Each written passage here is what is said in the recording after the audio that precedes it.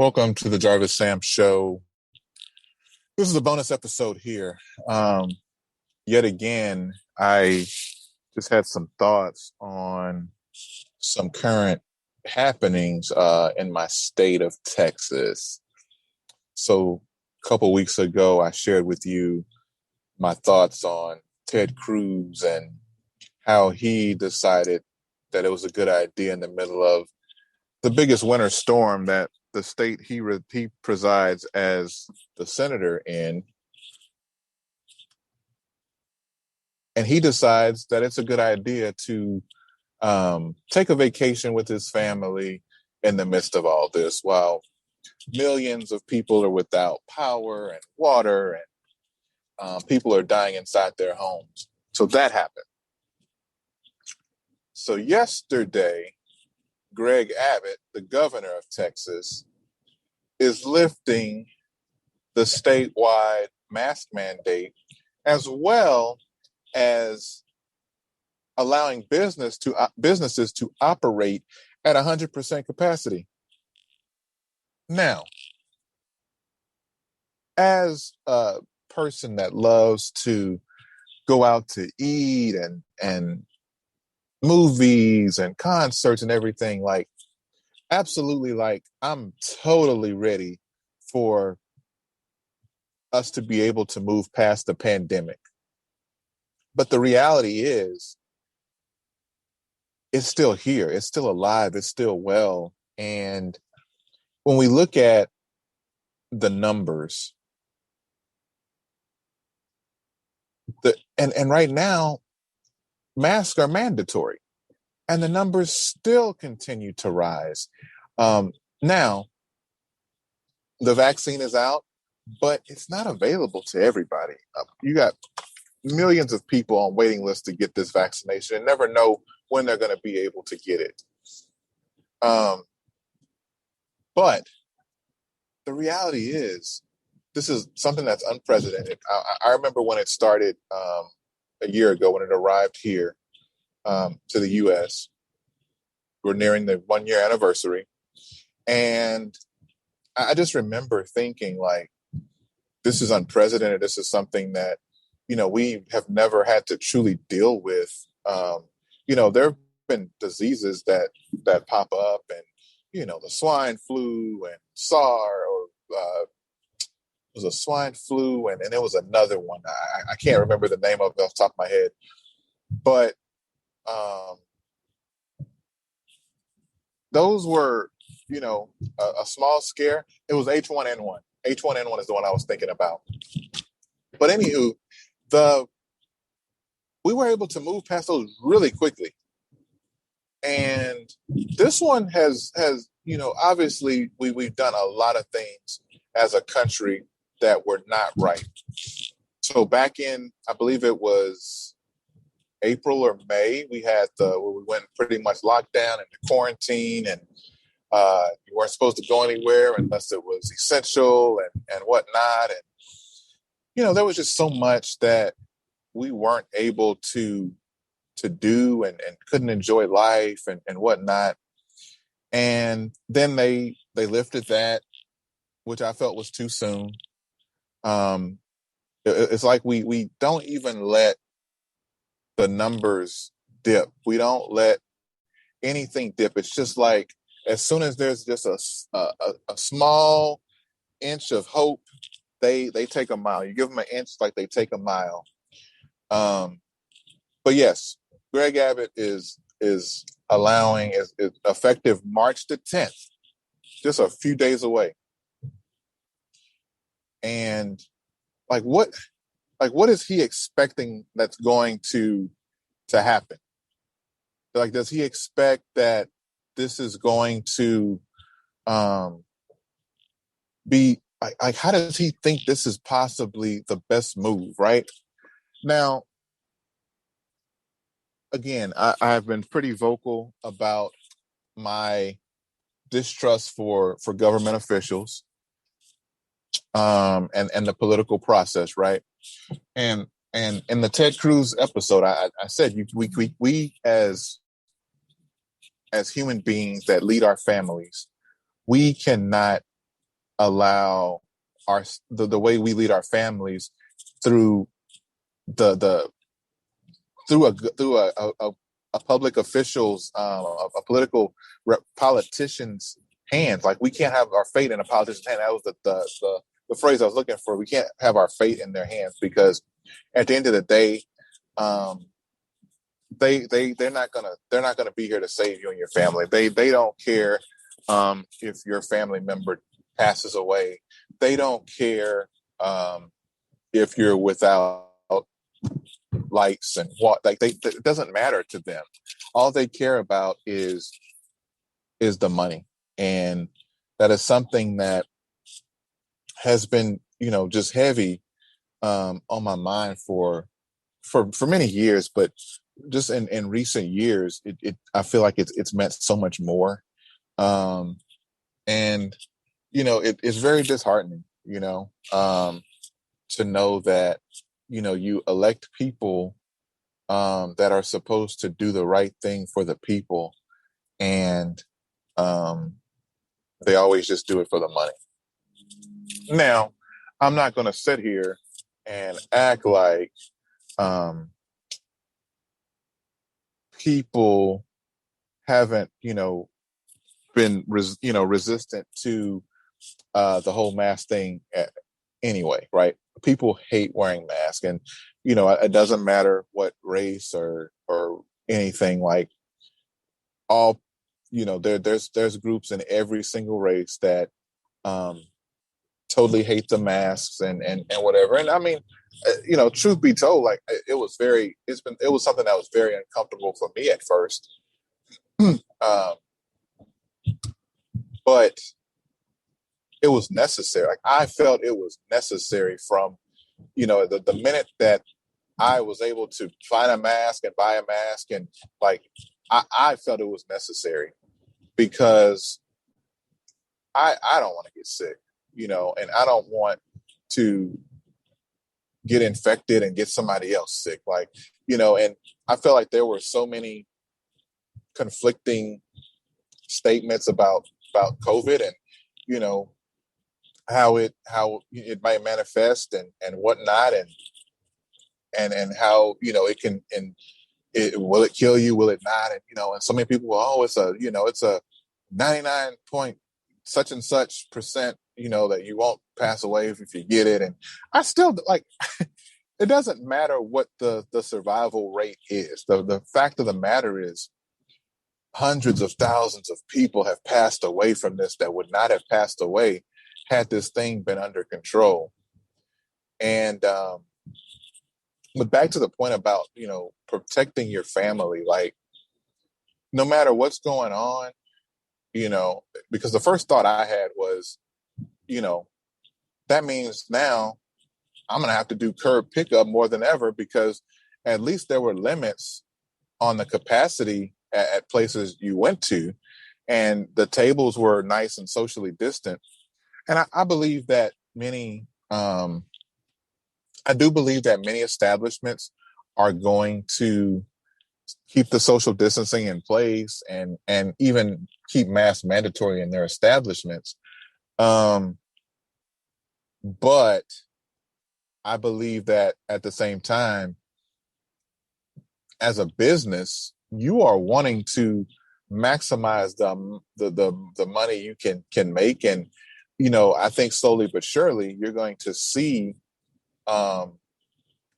even some of the more safety conscious establishments are going to loosen those restrictions, because they could be leaving money on the table, and nobody really wants to leave money on the table, especially as much as business has been compromised over this past year.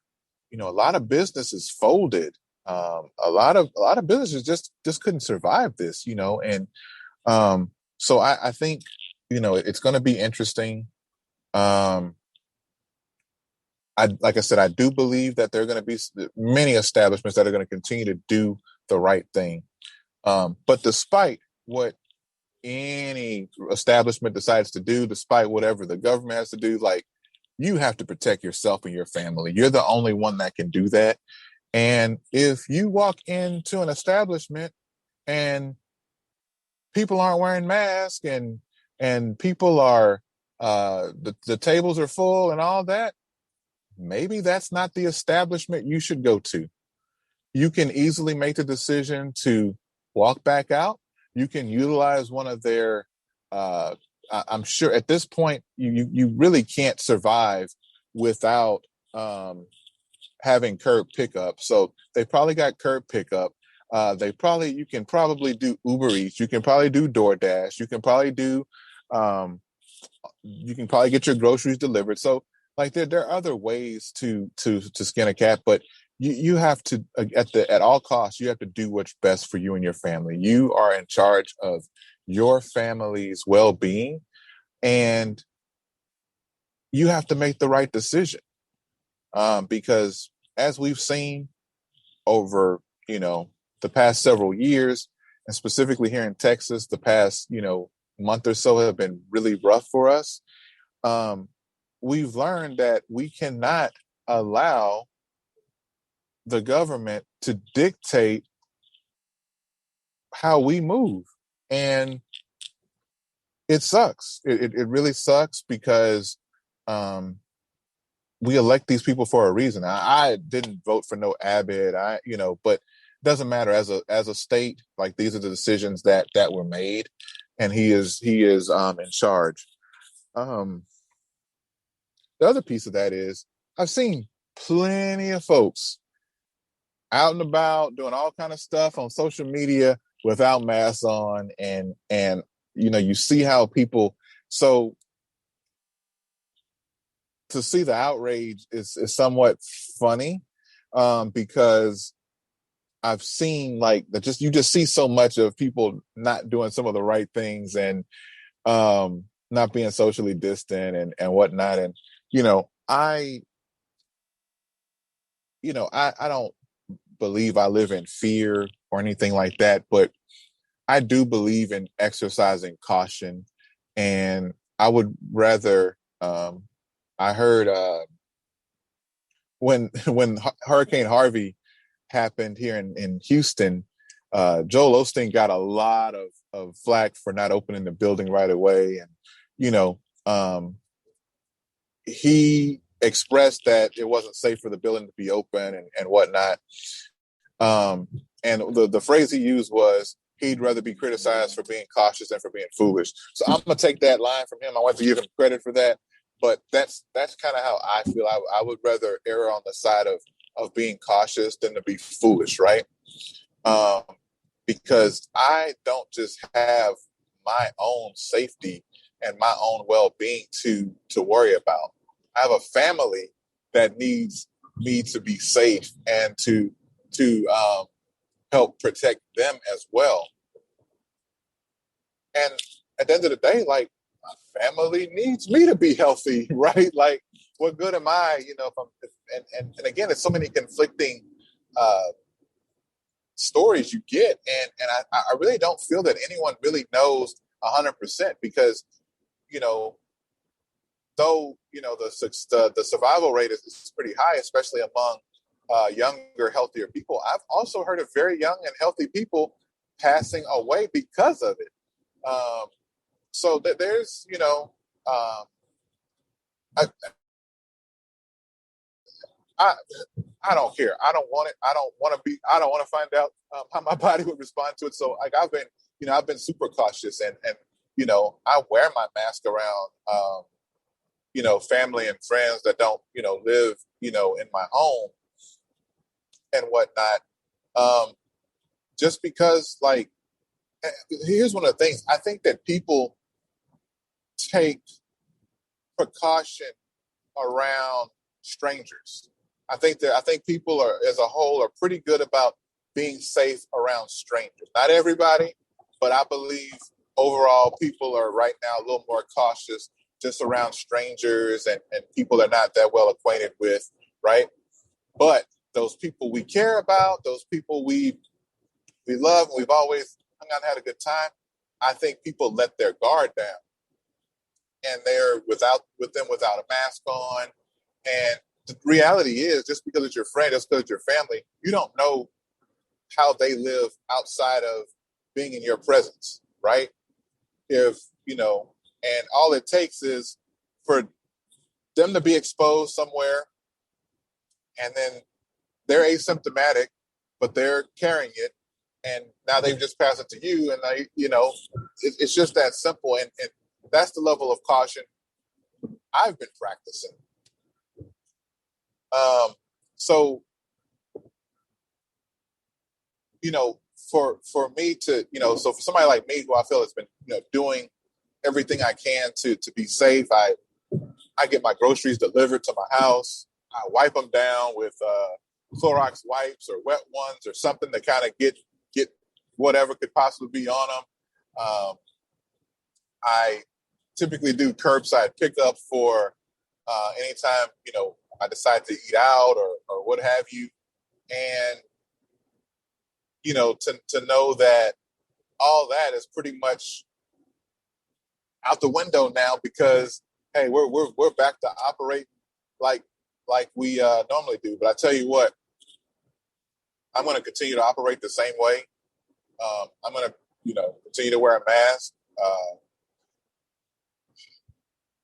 I feel that, with the vaccine being out, and I know that Johnson and Johnson is dropping the one shot vaccine, and Biden has promised that he's going to deliver on so many vaccinations by the end of May. Like, I felt like that is when I feel like states can really begin to get back. So we're talking 2 more months here, right? Because I think once the vaccine is available to everybody and people kind of know, and or a certain percentage of the population is already vaccinated, and I think that percentage needs to be around 75%, not 50 to 60. And we're still rolling out this vaccine to certain groups and whatnot, and so it's just crazy. And I think it's just really foolish to make this decision when we're talking about 2.5 months more after we've already been dealing with this for a year. Like 2.5 more months to really can really pull us forward. And I truly understand the business aspect of it. I know that people need to work. I know that business is very important to our economy. I totally get all that. But again, we've been operating like this for a year. 2.5 more months can push us so far ahead.